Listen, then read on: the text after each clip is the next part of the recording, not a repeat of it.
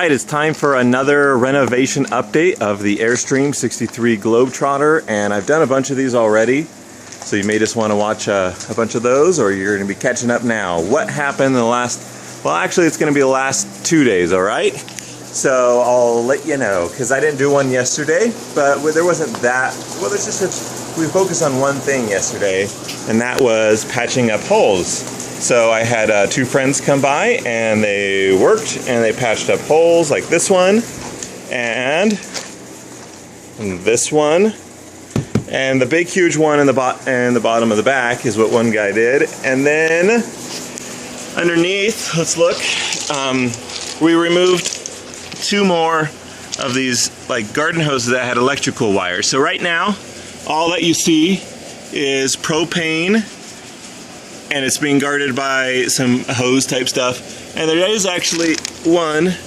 right back there in the back that's still electrical. We haven't removed it yet, so I don't know, maybe we'll keep it. It's still good, who knows. And then I'm taking off here from Northern Utah. This was a temporary trailer line that we used just to run some stuff until the actual trailer wire got redid.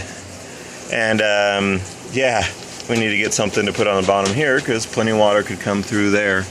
I'm not exactly sure how that works, but you see there's another patch, and in the back those two shiny things are patches, and then in the way back that big shiny thing is a patch.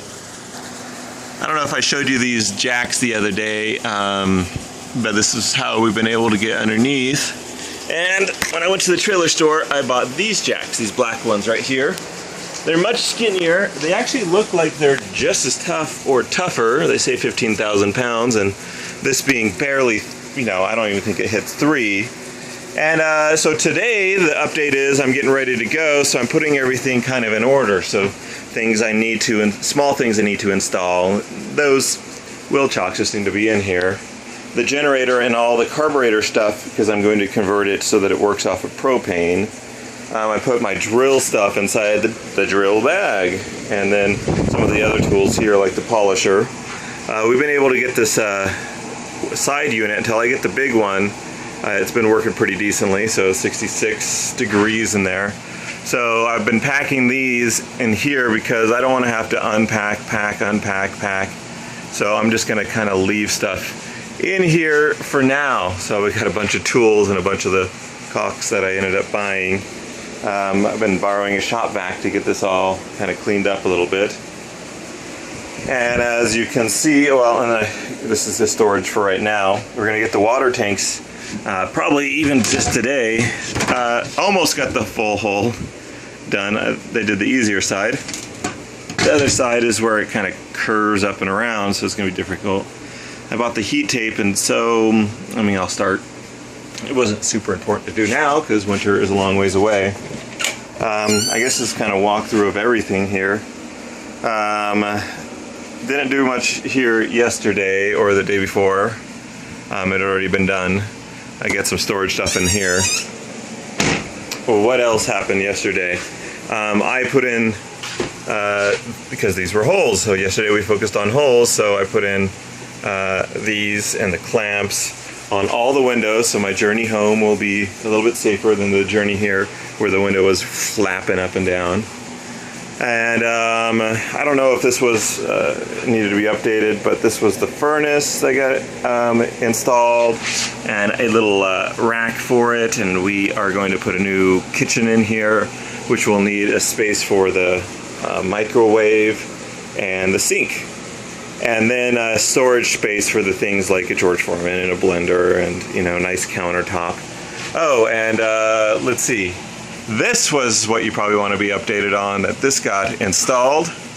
And the bottom part is, I think, in the tub. But this is too shallow to work, so you have to, we may have to get another one or cut that one so that it slides up in there nice and easy.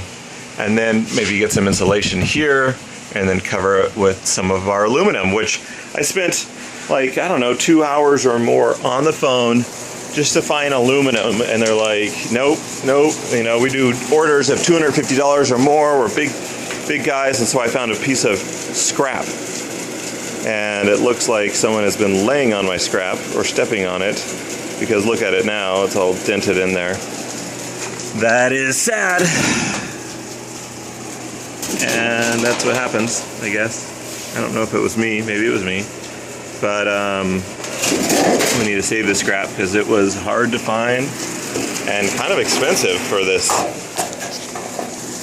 Oh, other things is, well, since the furnace was installed here, didn't want bugs to go into that hole, so we got this, which is just installed with two little springs here. I don't know, you can't really see it through the mesh. Let's see here. We, you know, that's one system of polish that we tried out, and then here is kind of with the buffer. This almost looks shinier and better, but this is just the coarse buffer for now, and there's 3 stages.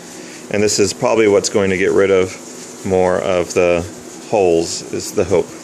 More of the, what do you call it? You know, the scuffs and the dings and the pot marks and stuff. You already saw the furnace being installed, right? This was already here, so this wasn't a new patch. And this is where the line for the hose, for the fresh water will come in.